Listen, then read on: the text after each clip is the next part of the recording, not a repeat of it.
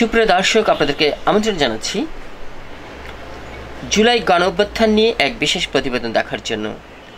জুলাই গণঅভ্যুত্থান বর্ষপূর্তি উদযাপন উপলক্ষে শহীদ পরিবার ও আহতদের সম্মাননা প্রদান আয়োজন করেন জাতীয়তাবাদী শিক্ষক কর্মচারী জনতা পরিবার, বৃহত্তর মিরপুর, ঢাকা। 22 আগস্ট 2025 বিকেল 4 ঘটিকায় মিরপুর রূপনগর আবাসিক মণিপুর স্কুল হল প্রাঙ্গণে। প্রিয় দর্শক, উক্ত অনুষ্ঠানে প্রধান অতিথি হিসেবে উপস্থিত ছিলেন বাংলাদেশ জাতীয়তাবাদী দল ক্রীড়া বিষয়ক সম্পাদক এবং ঢাকা মহানগর উত্তর বিএনপি আহ্বায়ক এবং ঢাকা 16 আসন সংসদ সদস্য পদপ্রার্থী আমিনুল হক।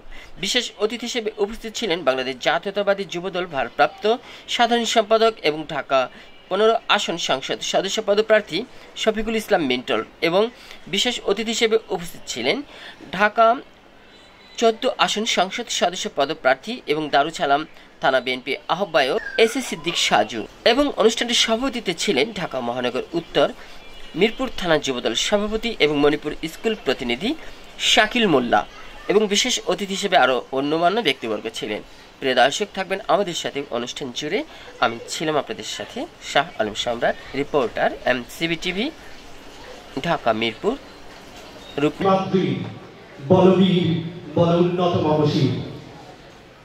শির নত না করে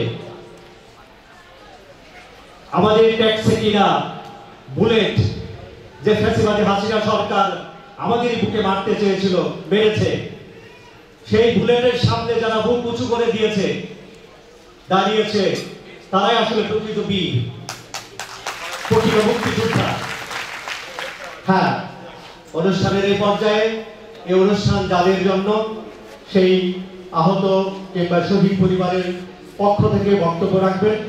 প্রথমে আমি আহ্বান জানাচ্ছি আহত জুলাই মুক্তিযোদ্ধা শাহরিয়ার সাথীকে। শাহরিয়ার সাথী।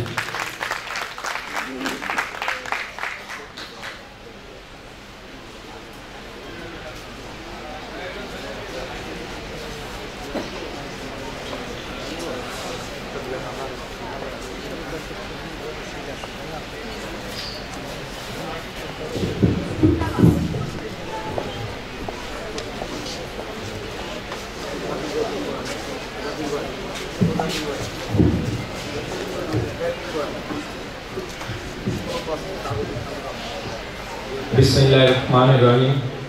আমি বাংলাদেশ, আমার ভাই মুগ্ধ, ওয়াসিম, আবু সাইদ, বিশ্বজিৎ, রিফাত, অভিজিৎ, রাজন, ফাহাদ, আমার বোন নুসরাত, নাদিয়া, তনু, খাদিজা। আমি লাল সবুজের কফিন, আমি বাবার সামনে গাড়ির নিচে পড়া আরাবিন, আমি গর্বিত, আমি বাংলাদেশ। মাননীয় প্রধান অতিথি, বিশেষ অতিথিবৃন্দ, শহীদ পরিবারের সম্মানিত সদস্যবৃন্দ, জুলাইয়ে আহত সহযোদ্ধা ভাইয়েরা এবং উপস্থিত সবাইকে আমার সালাম এবং আন্তরিক শুভেচ্ছা। আজ আমরা সমবেত হয়েছি এই বিশেষ উদ্দেশ্যে, জুলাই গণ অভ্যুত্থানের শহীদ ও আহতদের স্মরণ করে তাদের পরিবারের প্রতি শ্রদ্ধা জ্ঞাপন করার জন্য।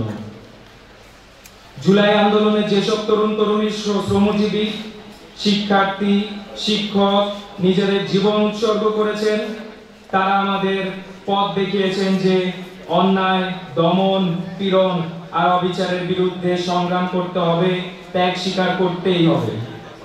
আজ তাদের রক্তে অর্জিত পতাকা আমাদের মনে করিয়ে দেয় এই দেশের মালিক জনগণ, আর জনগণের কণ্ঠ চিরদিন আদম্য। আমি বিশেষভাবে শ্রদ্ধা জানাই সেই শহীদ পরিবারগুলোকে, যারা তাদের প্রিয় সন্তান, ভাই, বাবা কিংবা বন্ধুকে হারিয়েও আমাদের জন্য সংগ্রামের আলো জ্বালিয়ে রেখেছেন।